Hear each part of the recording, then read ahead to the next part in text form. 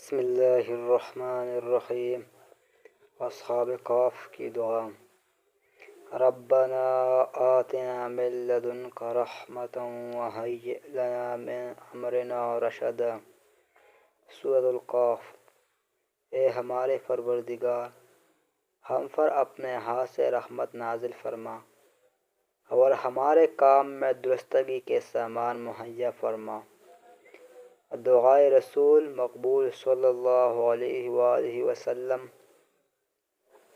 رب ادخلنی مدخل صدق واخرجنی مخرج صدق واجعل لی من لدنک سلطانا نصیرا۔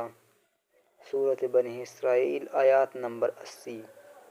اے پروردگار، مجھے جہاں بھی تو لے جا سچائی کے ساتھ لے جا، اور جہاں سے بھی نکال سچائی کے ساتھ نکال، اور اپنی طرف سے زور و قوت کو میرا مددگار بنا۔ رب اغفر لی وارحم وانت خیر الراحمین۔ سورۃ المؤمنون آیات نمبر 118۔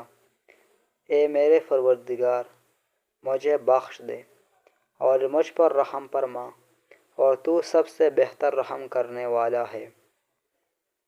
رب زدنی علما۔ سورۃ طٰہٰ آیات نمبر 113۔ اے میرے پروردگار، مجھے مزید علم عطا فرما۔